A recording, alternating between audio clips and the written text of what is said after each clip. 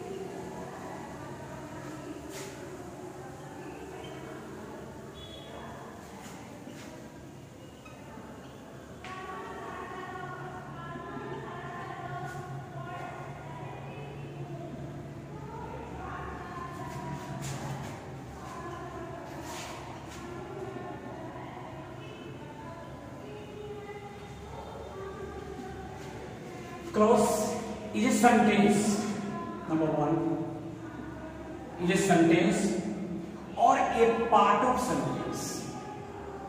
Clause is a sentence or part of sentence in two phases. Clause could be in two phases. Either a sentence or a part of sentence in which two things, subject along with finite verb, both together capable to give complete meaning, complete sense is called clause.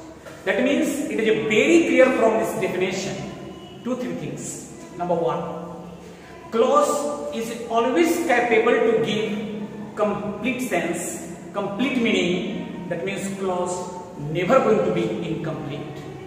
Phrase always supposed to be incomplete. Phrase never gives the complete meaning, but the clause is capable to give complete meaning because of the subject and finite verb. When the subject along with finite verb, it follows the syntax of grammar and be capable to give the meaning, and that's why clause is called sentence or a part of sentence. First I give an example.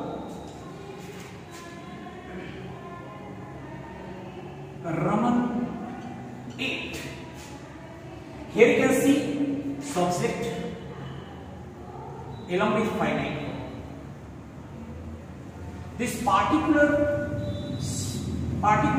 statement is as well the sentence as well the clause, because the definition of clause is a subject along with the finite verb. So here the subject Raman and ate is a finite verb.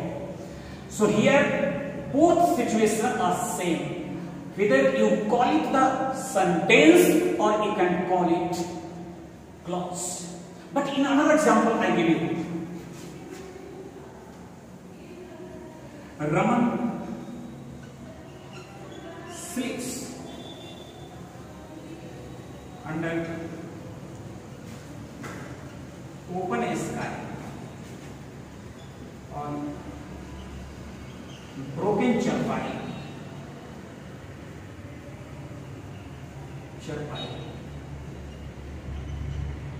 to spend the night with great comfortability. Here in this example, we can see how lengthy this sentence is.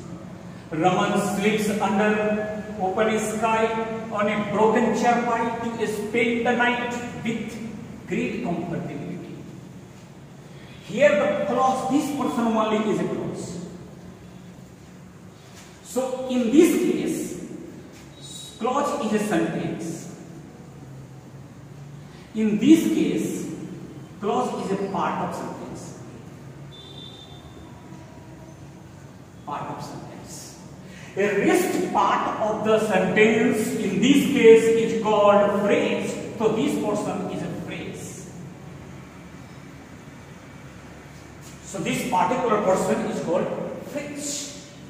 So now I think the concept of clause would be clear in all aspects. Part of sentence only is not clause. Again I repeat important points. Clause either sentence or part of sentence in which subject along with finite verb capable to give complete meaning, complete sense is called clause. But here one term I am mentioning here again and again. I would like to clear finite verb, finite verb, finite verb. Because we are in habit of calling the main verb, somewhere in practice of calling the principal verb. But I define here finite verb, or I explain here finite verb first to understand. The verb which can be limited by the number, person and gender of the subject, or you can say the verb which can be restricted by the number, person and gender of the subject, that verb is called finite verb. And that's why the entire syntax of grammar applicable to the clause. Because the finite verb is a there that can be controlled by the subject and not by the subject, by the number, person and gender of the subject. And that's why we call it finite verb. And that finite verb along with the subject capable to make clause. So I think clause would be clear. After the clause I come to here the type of clause. So I will discuss here type of clause.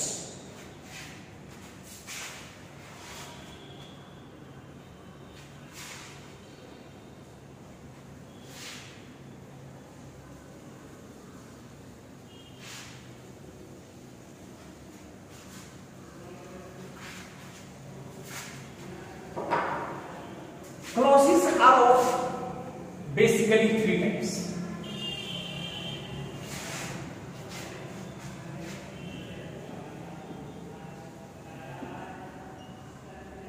Principal clause,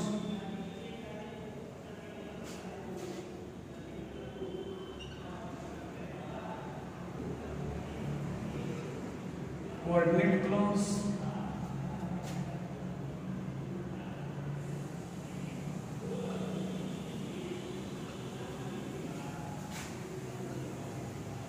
subordinate clause.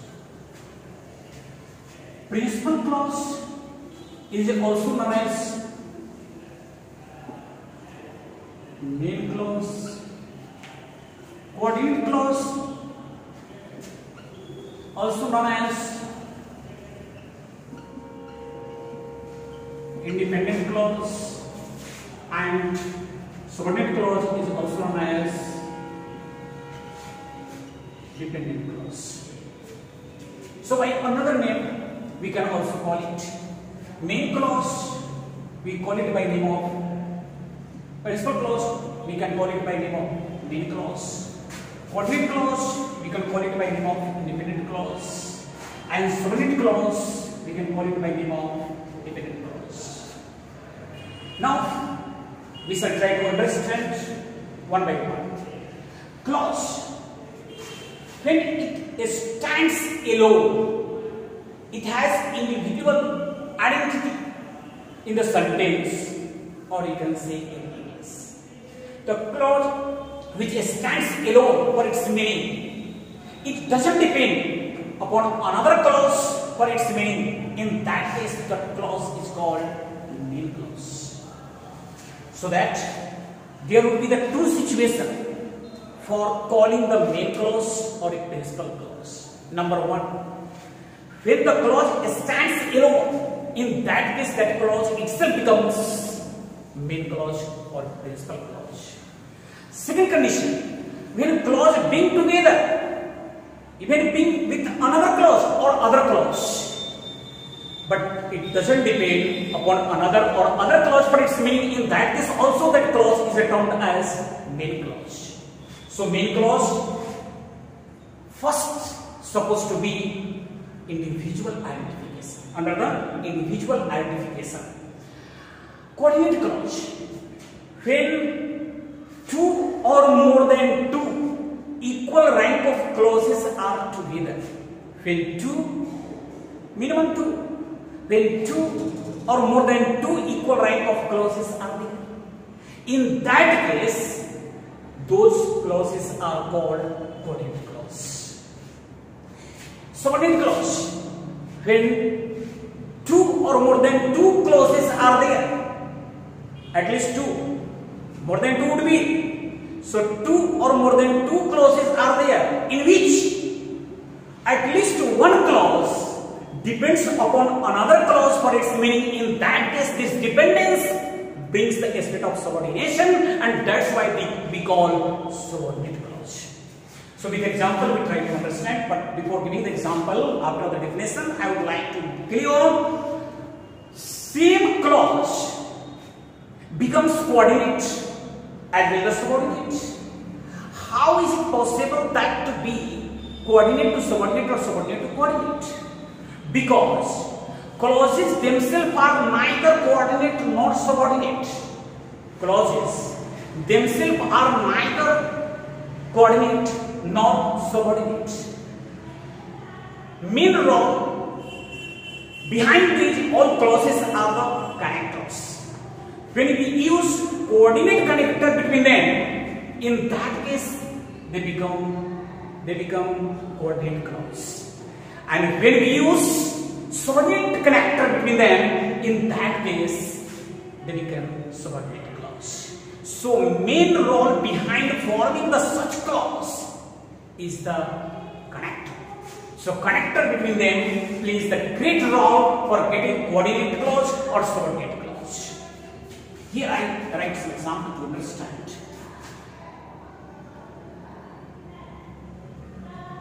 Raman goes to Delhi.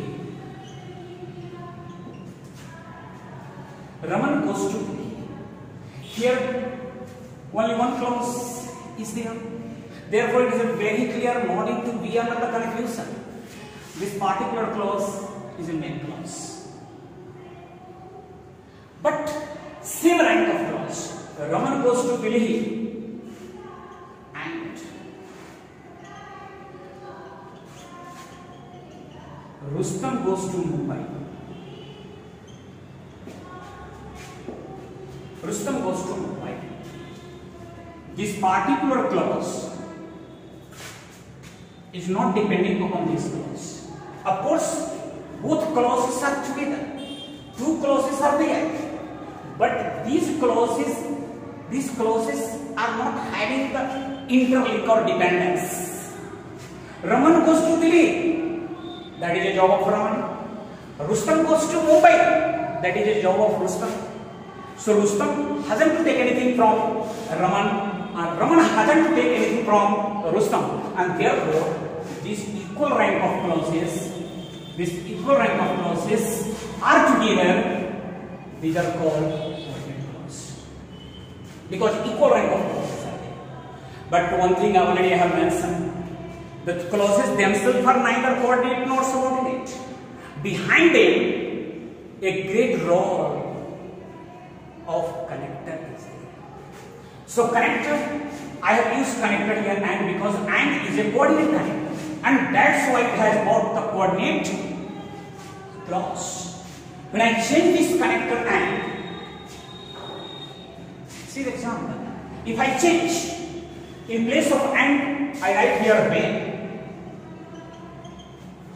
Raman goes to Delhi when Rustam goes to Mumbai. So in this case, Raman goes to Delhi when Rustam goes to Mumbai. There is a link of the clause,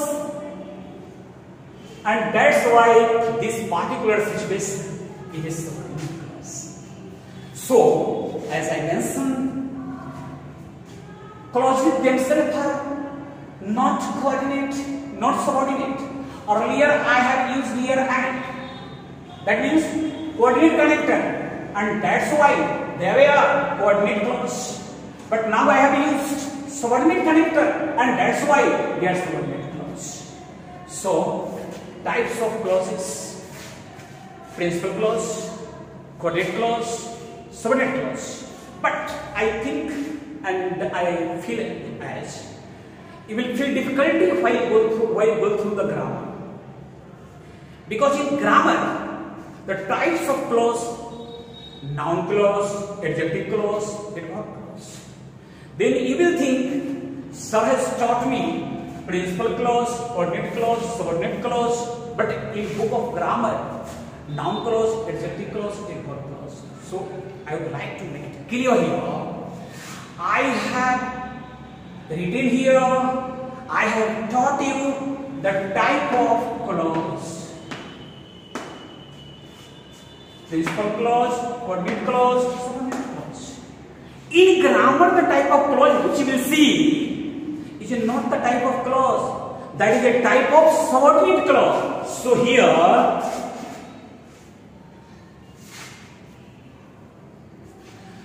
subordinate clause. So subordinate clause are of three types.